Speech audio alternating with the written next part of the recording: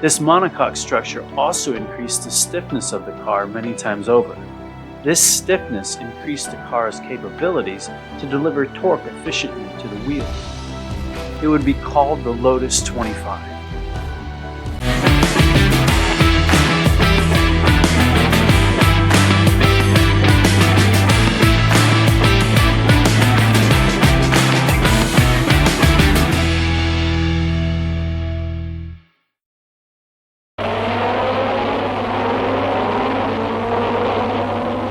"75 laps and 27 of the fastest cars in the world lapping them up. Jim Clark took the lead right from the word go." Smaller engine displacement regulations were common in Formula One in the 1950s and early 1960s. This put a premium on slim, lightweight car designs. This challenge pushed the creative genius of Lotus's Colin Chapman. Dining out one night, Chapman sketched his epiphany on some napkins. Instead of a space-frame chassis comprised of the usual tubes and stiffeners to define the shape and structure of the chassis, what about a fully stressed monocoque structure? This stressed monocoque structure ended up reducing the weight of Chapman's design to half that of its predecessors. This monocoque structure also increased the stiffness of the car many times over.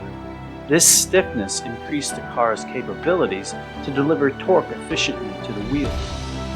It would be called the Lotus 25. Instead of a whole frame needing to be built, the core of the 25 was its monocoque tub. This allowed the bodywork to be sleek and minimal.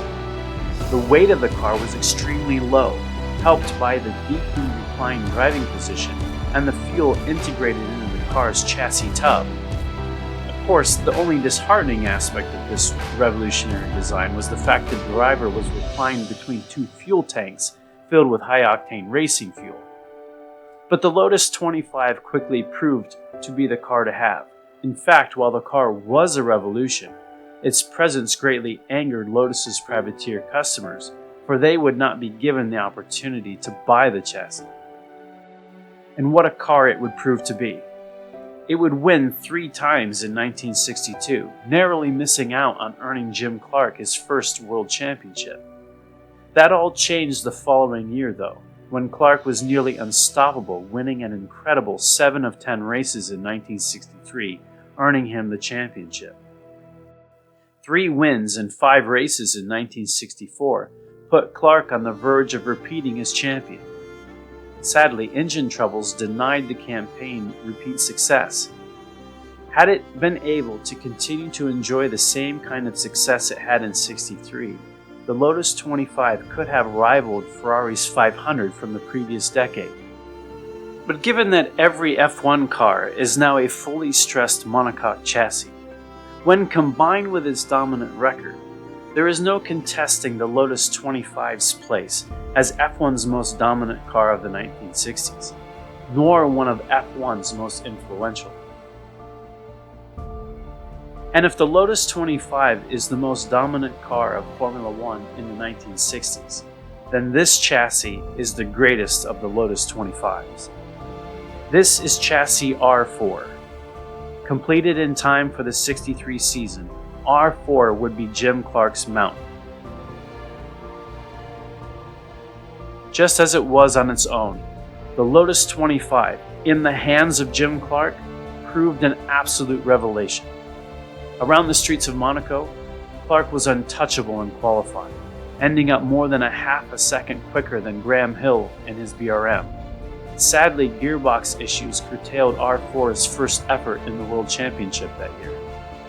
However, R4 would more than recover from the disappointment.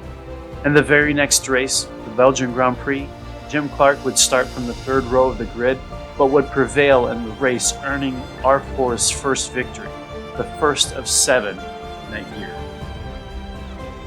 Therefore, R4 isn't just a successful chassis, it's the chassis that made the Lotus 25 the most dominant car of the decade. R4 enabled Jim Clark to score 4 straight victories, including his second victory in the British Grand Prix. All told, R4 allowed Clark to win 7 races, a record that would go unbeaten until 1988 in Ayrton Senna. What's more, R4 nearly equaled the win percentage Alberto Ascari enjoyed in the dominant Ferrari 500. Jim Clark behind the wheel of R4 was as near to a given as seemed possible within Formula One at that time.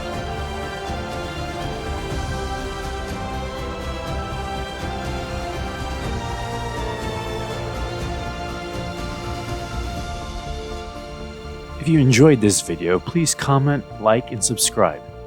Please visit the links in the description below to check out more information, such as any images, videos, or music used to make this video. Also, remember to go and check out conceptcars.com.